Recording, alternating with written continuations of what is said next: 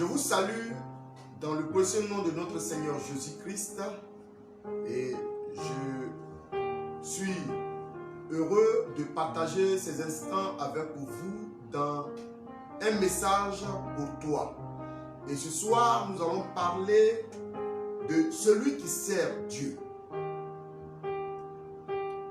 Nous allons confier ce moment entre les mains de notre Dieu afin que non seulement il conduise ce moment et qu'il nous donne de comprendre sa parole. Seigneur notre Dieu, au nom tout puissant de Jésus, nous sommes ce soir à ton écoute. Toi qui as le pouvoir d'ouvrir nos oreilles d'entendement, toi qui nous parles par ton esprit afin que nous soyons édifiés, la Bible prompte pour toute bonne œuvre. C'est pour la seule gloire de ton nom, au nom de Jésus-Christ. Amen. Alors donc ce soir, nous allons parler de celui qui sert Dieu. Et nous allons lire le livre d'Ecclésiaste, chapitre 8, du verset 11 au verset 12. Il est écrit: parce qu'une sentence contre les mauvaises actions ne s'exécute pas promptement, le cœur des fils de l'homme se remplit en eux du désir de faire le mal. Cependant, quoique le pécheur fasse 100 fois le mal et qu'il y persévère longtemps, je sais aussi que le bonheur est pour ceux qui craignent Dieu, parce qu'ils ont de la crainte devant lui. Chers frères et sœurs, à la vue de cette lecture, nous voyons que il n'y a que les méchants peuvent prospérer. Les méchants peuvent vivre. Quoique ils continuent de faire le mal. Et ces choses-là peuvent attirer le peuple de Dieu, les enfants de Dieu, à l'imitation. Peuvent pousser les enfants de Dieu à l'imitation. Peuvent se dire que, puisque les méchants, ceux qui défient Dieu, rien ne leur arrive, eux aussi peuvent tomber dans les mêmes travers et ainsi s'égarer en ce qui concerne la foi. Mais la Bible et le passage va plus loin pour dire que, il dit, le verset 12 dit: cependant, quoique le pécheur fasse 100 fois le mal et qu'il y persévère longtemps, je sais aussi que le bonheur est pour ceux qui craignent Dieu, parce qu'ils ont de la crainte devant lui. La Bible dit que, mais le bonheur est pour ceux qui craignent Dieu. Et le bonheur est pour ceux qui craignent Dieu. Parce que le bonheur se ressent à l'intérieur de nous-mêmes. La paix se ressent à l'intérieur de nous-mêmes. La tranquillité se ressent à l'intérieur de nous-mêmes. Et très souvent, c'est l'apparence qui trompe. On parle de convoitise parce que l'apparence peut attirer les regards. L'apparence peut susciter des jalousies et de la convoitise. Mais à l'intérieur, nous ne savons pas réellement ce que les gens traversent, ce que les gens vivent, ce que les gens souffrent. La paix, on peut même se retrouver dans un endroit, même dans un campement, dans une petite ville, dans un petit village, où il y a des âmes qui ont aussi besoin d'être sauvées. Donc il faut bien que des enfants de Dieu soient à cet endroit pour parler de la part de l'Éternel. Non, la paix, elle est intérieure. Ce n'est pas cette prospérité qui pourrait pousser quelqu'un à quitter l'endroit où Dieu aurait voulu qu'il reste. Mais pour des raisons de statut, parce que son statut aura changé, il va déserter l'œuvre pour laquelle Dieu l'a amené dans ce lieu, l'œuvre pour laquelle il devrait être là-bas. Donc cet homme, ou cette personne pourrait rester là-bas. Dieu peut le maintenir dans une condition relativement de pauvreté, mais l'objectif de Dieu, c'est pour que ce dernier reste là-bas et qu'il soit au service de Dieu. Mais cet homme, même dans cet endroit, ressent la tranquillité, ressent la paix, parce qu'il est en train de servir Dieu et il est là pour un objectif. Chers frères et sœurs, la Bible dit que cependant, quoique le pécheur fasse 100 fois le mal et qu'il y persévère longtemps, il dit, je sais aussi que le bonheur est pour ceux qui craignent l'Éternel. Donc le bonheur est quelque chose qu'on se ressent au plus profond de nous. La paix, la tranquillité. Et c'est le partage de ceux qui servent l'Éternel. Et ceux qui servent ainsi l'Éternel, normalement, ne devraient pas être en train de se servir de Dieu. C'est des personnes qui devraient être patientes. C'est des personnes qui ont le regard fixé sur Jésus-Christ. C'est des personnes qui ont le regard fixé sur l'éternité, sur la vie éternelle à laquelle ils sont appelés. Mais ce ne sont pas des personnes qui ont le regard sur ce monde, sur les biens de ce monde, sur les richesses de ce monde. Quoique dans leurs besoins, l'Éternel intervient et interviendra toujours. Et nous allons prendre pour exemple le centenier, l'histoire du centenier dans le livre de Luc chapitre 7, du verset 2 au verset 9. Il est écrit, un centenier avait un serviteur auquel il était très attaché et qui était malade sur le point de mourir.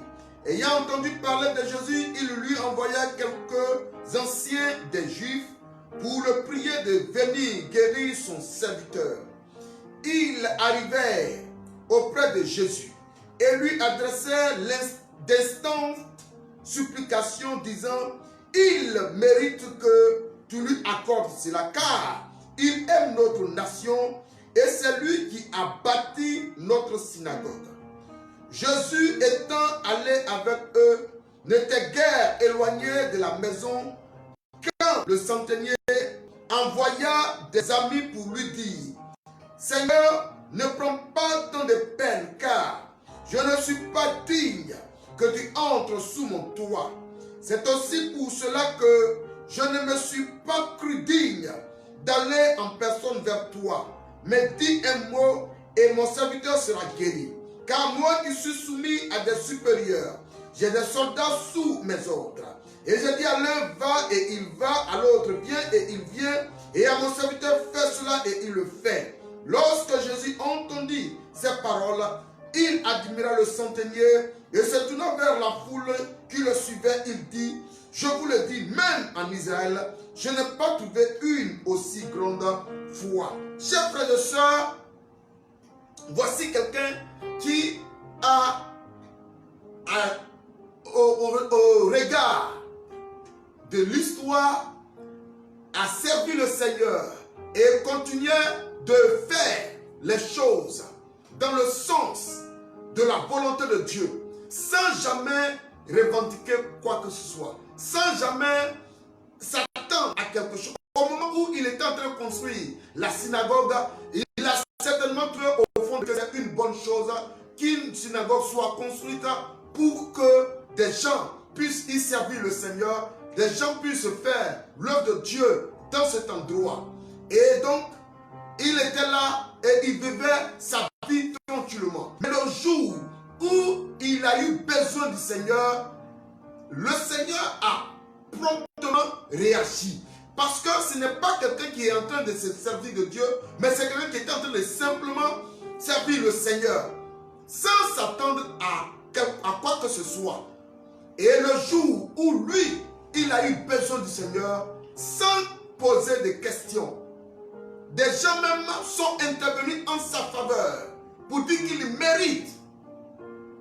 Il faut que même des gens puissent rendre témoignage que nous méritons que Dieu intervienne.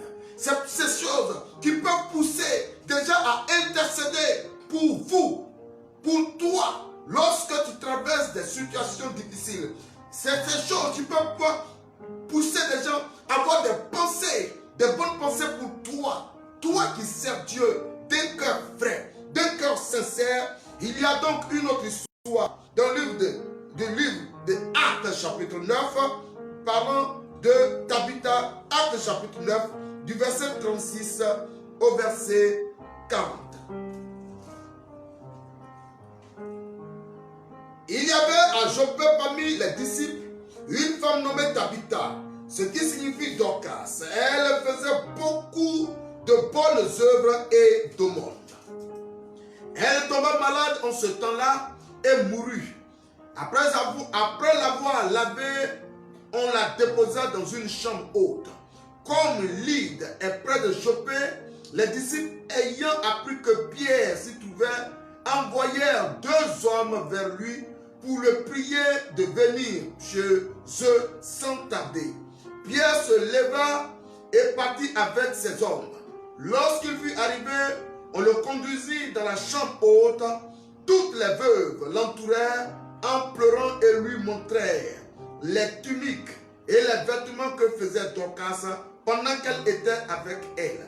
Pierre fit sortir tout le monde, se mit à genoux et pria, puis se tourna vers le corps. Il dit, Tabitha, lève-toi. Elle ouvrit les yeux et ayant vu Pierre, elle s'assit. Alléluia. Chers frères et sœurs, voici cette histoire de notre sœur Tabitha qui servait sans poser de questions. Elle a servi jusqu'à ce qu'elle soit tombée malade, comme tout être humain, et elle meurt. Mais des hommes sont intervenus et ont commencé à intercéder. Et comme par enchantement, parce qu'il n'y a pas de hasard chez le Seigneur, Dieu avait positionné son serviteur Pierre dans les environs pour que les gens aillent le chercher. Et lorsque Pierre est venu, Pierre a prié et elle est revenue à la vie. Parce qu'elle servait simplement le Seigneur. Chers frères et sœurs, nous voulons vous exhorter à être animés de cet esprit. Servir le Seigneur d'un cœur simple. Servir le Seigneur sans s'attendre que Dieu nous donne récompense maintenant et tout de suite.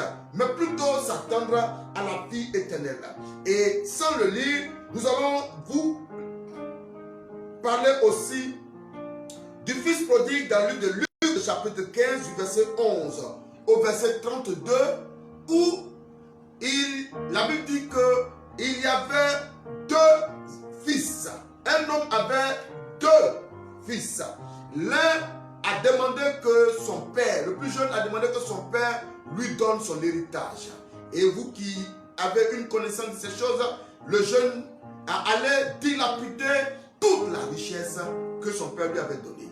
Mais lorsqu'il est revenu, le verset 30 de Luc chapitre 15, la Bible dit que lorsqu'il est revenu et que son père était en train de célébrer son retour, son grand frère va se plaindre.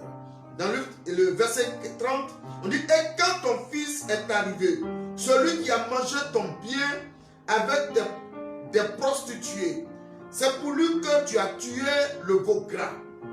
Mon enfant, lui dit le père, tu es toujours avec moi et tout ce que j'ai est à toi. Vous voyez donc, ce grand frère ne savait pas que tout ce que son père avait était à lui. Il ne savait pas. Et il croyait que le père allait délibérément se lever pour venir lui donner les choses. Donc il travaillait plutôt comme quelqu'un qui s'attendait à la réaction du père qui va lui donner quelque chose. Pendant que le père s'est dit que tout ce que j'ai est pour mon fils, le fils aussi avait d'autres pensées.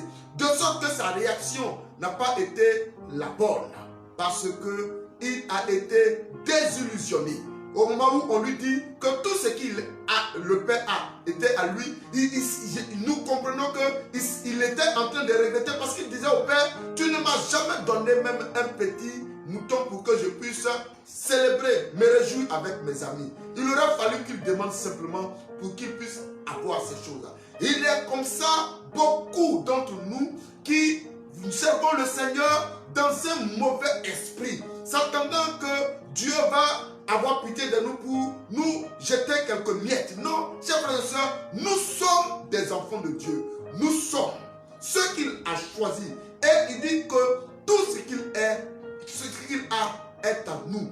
Il a dit de demander et nous allons avoir. Celui qui sert Dieu doit servir Dieu dans un esprit de fils et de filles qui est auprès de son papa et qui, lorsqu'il a un besoin, le demande simplement. Mais n'est pas donc que cet homme ou bien cette femme avide de gain qui ne cherche que des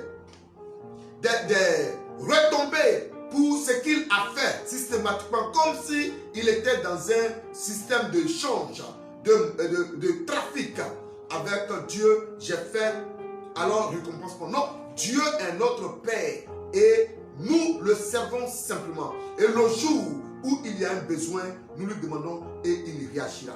Que Dieu vous bénisse, que Dieu vous fortifie. Soyez animés d'esprit de fils et de filles, vous qui servez l'Éternel, et non de mercenaires. Bonne soirée à vous, que Dieu vous bénisse. Amen.